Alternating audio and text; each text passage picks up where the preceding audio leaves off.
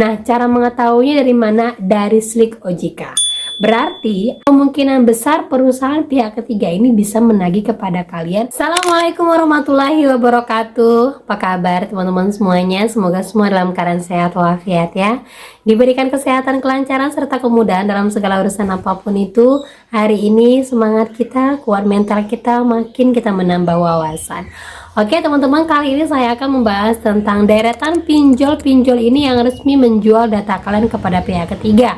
Apakah akan ditagih lagi? Nah, kita akan bahas secara tuntas. Tapi sebelumnya saya harapkan kalian semuanya sudah subscribe channel ini agar channel ini terus berkembang dan dapat memberikan informasi terbaik buat kalian yang galbay. Oke teman-teman, ini dia buat kalian.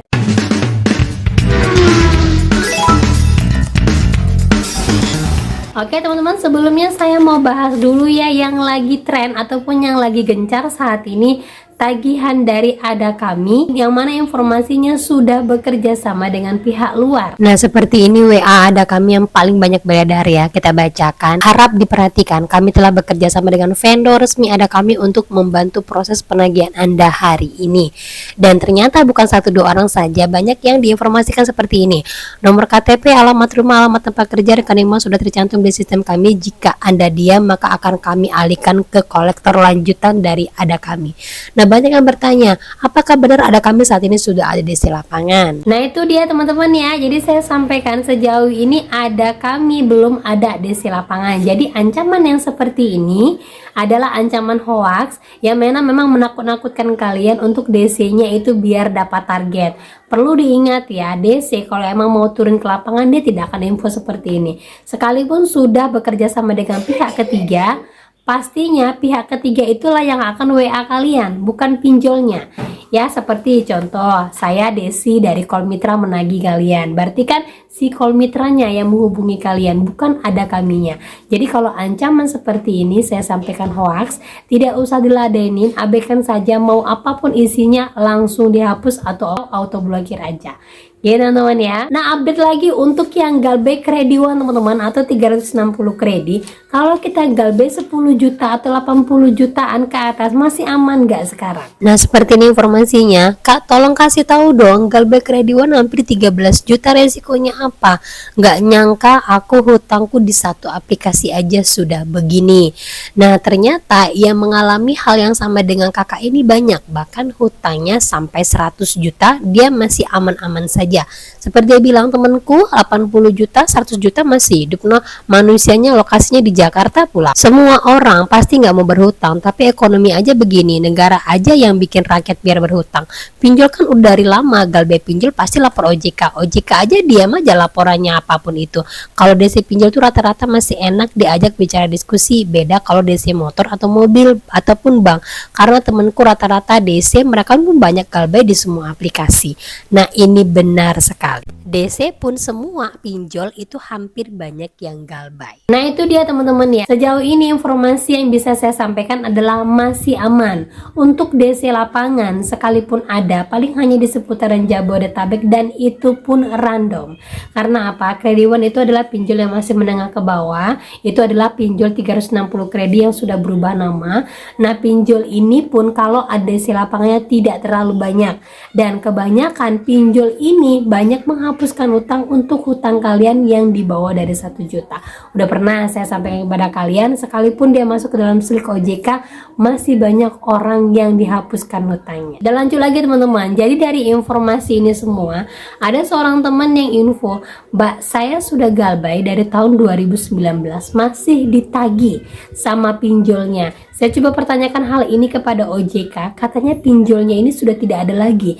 Jadi diminta untuk abaikan semua panggilan ataupun terorannya. Nah, seperti ini informasi yang lagi banyak sekali dialami teman-teman di lapangan. Selamat malam Mbak Desi, saya meminta saran aja nih. DC Tunai kita sejak tanggal 16 Februari ini mulai kirim email lagi, padahal saya sudah galbay dari tahun 2019.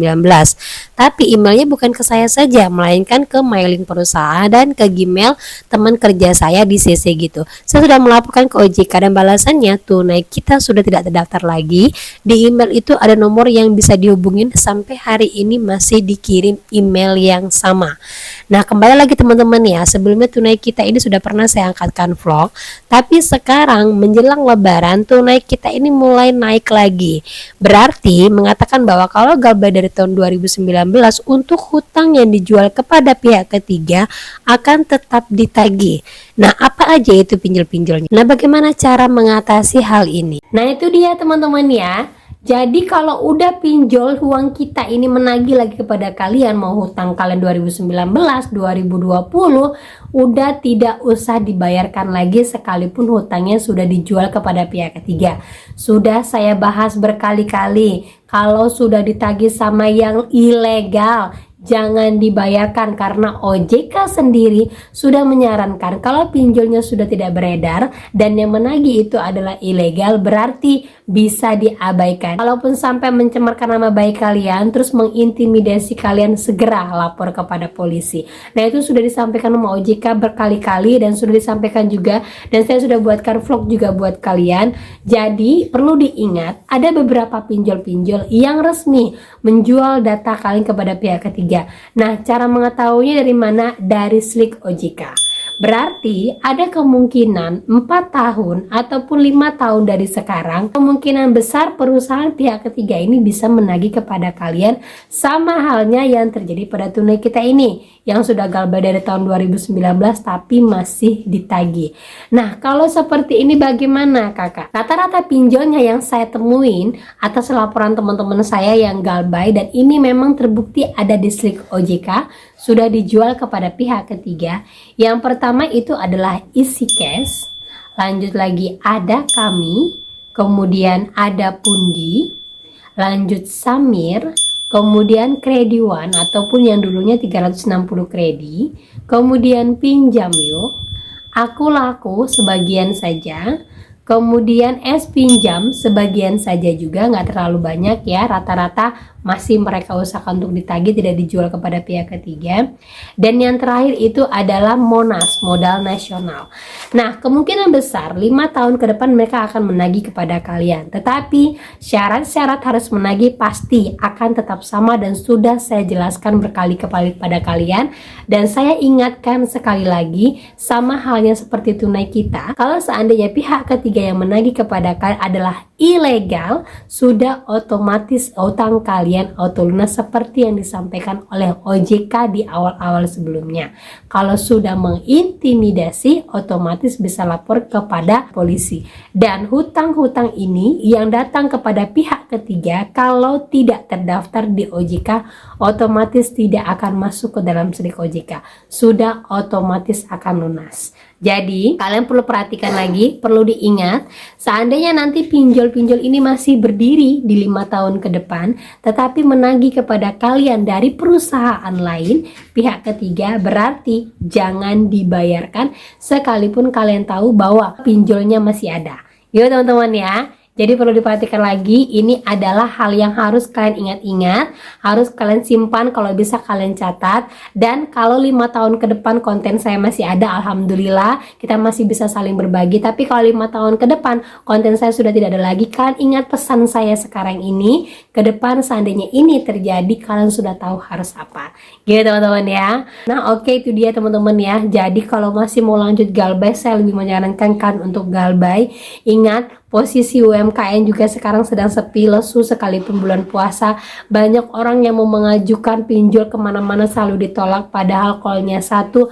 Banyak orang yang berusaha untuk mencari pekerjaan tapi tidak ada lapangan pekerjaan.